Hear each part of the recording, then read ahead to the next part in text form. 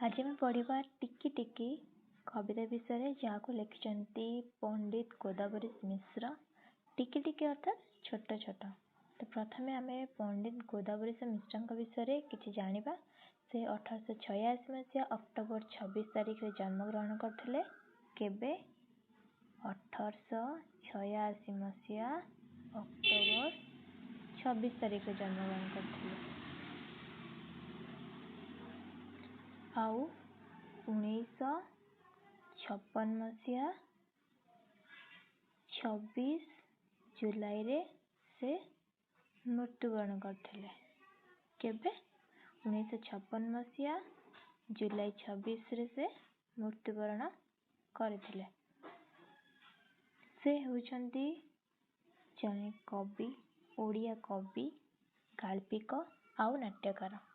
ସେ ଗୋପବନ୍ଧୁ ଦାସଙ୍କର ପ୍ରତିଷ୍ଠିତ ସତ୍ୟବାଦୀ ବନ ବିଦ୍ୟାଳୟରେ ଶିକ୍ଷକତା ମଧ୍ୟ କରିଥିଲେ। କୋଉଠି ନା ଗୋପବନ୍ଧୁ ଦାସ ଯେଉଁ ସତ୍ୟବାଦୀ ବନ ବିଦ୍ୟାଳୟ ପ୍ରତିଷ୍ଠା କରିଥିଲେ ସେଠି ପଣ୍ଡିତ ଗୋଦାବରୀଶ ମିଶ୍ର ଶିକ୍ଷକତା କରିଥିଲେ। ତ ଚାଲନ୍ତୁ ପଢିବା ଟିକି ଟିକି କବିତା। ଟିକି ଟିକି ଟୋପା ପାଣିରେ ଗଡ଼ା ହେଇଛି ସିନ୍ଧୁ। ସିନ୍ଧୁ ଅର୍ଥାତ୍ ସମୁଦ୍ର। ଟିକି ଟିକି ଟୋପା ପାଣିରେ କ'ଣ ହେଇଛି ନା ସମୁଦ୍ର ଗଡ଼ା ହୋଇଛି। ଦିଶୁନାହିଁ ସିନା ଆଖିକି ତାର ଅସଂଖ୍ୟ ବିନ୍ଦୁ। ତାର ଅସଂଖ୍ୟ ବିନ୍ଦୁ ସିନା ଆମକୁ ଦେଖାଯାଉନି, କିନ୍ତୁ ସେ ଯେଉଁ ଛୋଟ ଛୋଟ ପାଣି ଟୋପା ଗୋଟେ ସମୁଦ୍ର ବି ଗଢ଼ି ଦେଉଛି। ବହୁତ ଛୋଟ ଛୋଟ ଜିନିଷ ଅଛି ଯେଉଁଟାକି ବହୁତ ବଡ଼ ବଡ଼ ଟିକେ ଟିକେ ଯୋଡ଼ି ହେଇ ବହୁତ ବଡ଼ ବଡ଼ ଜିନିଷ ତିଆରି କରେ। ଯେମିତିକି ଗୋଟେ ଗୋଟେ ଇଟାକୁ ଆମେ ଯୋଡ଼ିକି ବିରାଟ କୋଠାଘର ତିଆରି କରିଛନ୍ତି କି ନାହିଁ? ସେମିତି ଛୋଟ ଛୋଟ ଜିନିଷ, ଯେମିତିକି ଗୋଟେ ଛୋଟ ମାଳିକୁ ଗୁନ୍ଥିକି ଆମେ ଗୋଟେ ବହୁତ ସୁନ୍ଦର ମାଳାଟେ ତିଆରି କରିଛନ୍ତି। ବହୁତ ଛୋଟ ଛୋଟ ଜିନିଷରେ ଆମେ କ'ଣ କରୁଛନ୍ତି ନା ବଡ଼ ବଡ଼ ଜିନିଷ ତିଆରି କରୁଛନ୍ତି। ଟିକି ଟିକି ଧୂଳି କଣିକା ମିଶି ହେଇଛି ଧରା। ଏଠି ଧରା ଅର୍ଥାତ୍ ପୃଥିବୀ। ଟିକି ଟିକି ଧୂଳି କଣିକା କ'ଣ ହେଇଛି ନା ମିଶିକି ପୃଥିବୀଟାକୁ ତିଆରି କରିଛନ୍ତି। ପାହାଡ଼, ପଡ଼ିଆ, ନଗର ସବୁ ଧୂଳିରେ ଗଢ଼ା। ପୃଥିବୀରେ ଯେଉଁ ସବୁ ପାହାଡ଼, ପଡ଼ିଆ, ନଗର ଅଛି ସେସବୁ କୋଉଥିରେ ତିଆରି ହେଇଛି? ଧୂଳିରେ ତିଆରି ହେଇଛି।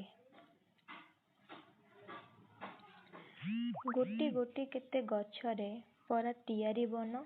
ଏତେ ଲୋକ ହିତ ସାଧୁଛି, ଏତେ ବାଣ୍ଟୁଛି ଧନ। ଗୋଟେ ଗୋଟେ ଗଛ ସେମିତି କ'ଣ କରିଛି ନା ବହୁତ ବଡ଼ ବନ ତିଆରି କରିଛି। ବନ ଅର୍ଥାତ୍ ଜଙ୍ଗଲ। ଗୋଟେ ଗୋଟେ ଗଛ ଯୋଡ଼ି ହେଇ କ'ଣ ତିଆରି ହେଇଛି? ଜଙ୍ଗଲ ତିଆରି ହେଇଛି। ଆଉ ସେ ଜଙ୍ଗଲ କ'ଣ କରୁଛି ନା ଲୋକ ହିତ ସାଧୁଛି, ଅର୍ଥାତ୍ ଲୋକମାନଙ୍କର ବହୁତ ଉପକାର ସେ କରୁଛି। କେମିତି ଉପକାର କରୁଛି? ଜଙ୍ଗଲରୁ ଆମେ ବିଭିନ୍ନ ମୂଲ୍ୟବାନ କାଠ ପାଉଛେ, ଔଷଧୀୟ ଜିନିଷ ପାଉଛେ, ଫଳ ପାଉଛେ, ଫୁଲ ପାଉଛେ, ବହୁତ କିଛି ଜଙ୍ଗଲ ଆମକୁ ଦଉଛି। ଟିକି ଟିକି କୋଟି ତାରକା ଫୁଟି ଗଗନେ ନିଟି। ସେମିତି ଗଗନ ଅର୍ଥାତ୍ ଆକାଶ। ଆକାଶରେ ଯେଉଁ ଛୋଟ ଛୋଟ ତାରା ଫୁଟିକି କ'ଣ କରୁଛନ୍ତି? ରାତିର ଅନ୍ଧାର ବିନାଶୀ ତୋଫା କରନ୍ତି କିତି। ରାତିର ଯେଉଁ ଅନ୍ଧକାର ରହିଛି ତାକୁ ସେ ଯେଉଁ ଛୋଟ ଛୋଟ ତାରା ତାଙ୍କର ଆଲୋକରେ କ'ଣ କରିଛନ୍ତି ନା ରାତିର ଯେଉଁ ଅନ୍ଧାର ରହିଛି ତାକୁ ବିନାଶ କରନ୍ତି। ତୋଫା କରନ୍ତି କ୍ଷିତି। କ୍ଷିତି ଅର୍ଥାତ୍ ଧରାପୃଷ୍ଠ, ପୃଥିବୀ। କ୍ଷିତିକୁ କ'ଣ କରନ୍ତି? ତୋଫା। ତୋଫା ଅର୍ଥାତ୍ ଉଜ୍ଜ୍ୱଳ। ତାଙ୍କର ସେ ଯେଉଁ ଛୋଟ ଛୋଟ ତାରକାଙ୍କର ତାଙ୍କର ଯେଉଁ ଆଲୋକରେ ସେ କ'ଣ କରନ୍ତି ନା ଏଇ ଧରାପୃଷ୍ଠକୁ ଆଲୋକିତ କରନ୍ତି। ରାତିର ଅନ୍ଧକାର ସେମାନେ ବିନାଶ କରନ୍ତି। ଲବେ ଲବେ ଦୟା ହୃଦୟକୁ ଦେଇ ପାରେ ଯେ ନର। ନର ଅର୍ଥାତ୍ ମଣିଷ। ଯେଉଁ ନର ହୃଦୟରୁ ଦୟାଭାବ ଦେଖାଏ, ପରର ଉପକାର କରେ, ସେ ଏକା ବୋଲାଏ ଜଗତେ ଦୟାମୟଙ୍କ ଚର। ଦୟାମୟଙ୍କ ଚର ଅର୍ଥାତ୍ ଭଗବାନଙ୍କର ଯେଉଁ ଦୂତ ରହିଛନ୍ତି, ଦୟାମୟଙ୍କ ଚର। ଯେଉଁ ନର ବା ଯେଉଁ ମଣିଷ କ'ଣ କରେ ନା ପରର ଉପକାର କରେ,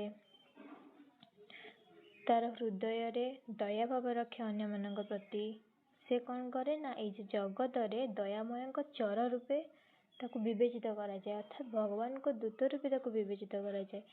ପଦୁ ପଦ କଥା ମଧୁର ଯେଉ ଭାସଇ ମୁଖେ, ପରକୁ ଆପଣା କରି ସେ ବାନ୍ଧି ପାରଇ ସୁଖେ। ତାର ଯେଉଁ ମୁଖ ଅର୍ଥାତ୍ ମୁହଁରୁ ସେ କ'ଣ କରେ ନା ମଧୁର କଥା ବାହାର କରେ, ଆଉ ପରକୁ ସେ କ'ଣ କରେ? ଆପଣାର କରିପାରେ। ବହୁତ ସୁନ୍ଦର କଥା କହିକି ସେ ପରକୁ ଆପଣାର କରିପାରେ। ଟିକି ଟିକି କାଜେ ସୁଗତି ଯେବେ ଦେଖାଇ ପାର ତେବେ ସିନା ମୋତେ ପିଲାଏ ଜନ୍ମ କରିବା ସାର। ଯଦି ଆମେ ଛୋଟ ଛୋଟ କାର୍ଯ୍ୟ କରିକି ଆମେ କ'ଣ କରିପାରିବା, ଭଲ କାମ କରିବା ଏ ଦୁନିଆରେ, ତାହେଲେ ଆମେ କ'ଣ ହବ ନା ଆମର ଯେଉଁ ଜନ୍ମଟା ଅଛି ସେଟା ଆମର ସାର୍ଥକ ହବ। ସମସ୍ତଙ୍କ ପ୍ରତି ଦୟା ଭାବ ରଖିବା, ସମସ୍ତଙ୍କର ଉପକାର କରିବା, ତେବେ ଯାଇ କ'ଣ ହବ, ଆମର ଏ ଜନ୍ମଟା ସାର୍ଥକ ହବ। ବୁଝିପାରିଲା ତମମାନେ?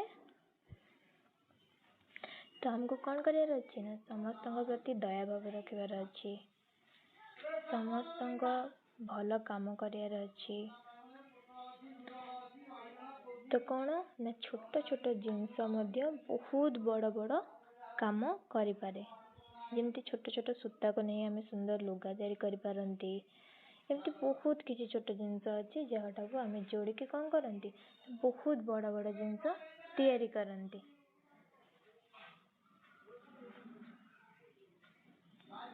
ଭିଡ଼ିଓଟି ଭଲ ଲାଗିଲେ ସେୟାର କରିବ, ଲାଇକ୍ କରିବ ଆଉ ସବସ୍କ୍ରାଇବ୍ କରିବାକୁ ଜମା ଭୁଲିବନି। ନେକ୍ସଟ ଭିଡ଼ିଓରେ ଆମେ ଟିକି ଟିକି ବିଷୟର ପ୍ରଶ୍ନ ଉତ୍ତର କରିବା। ଧନ୍ୟବାଦ।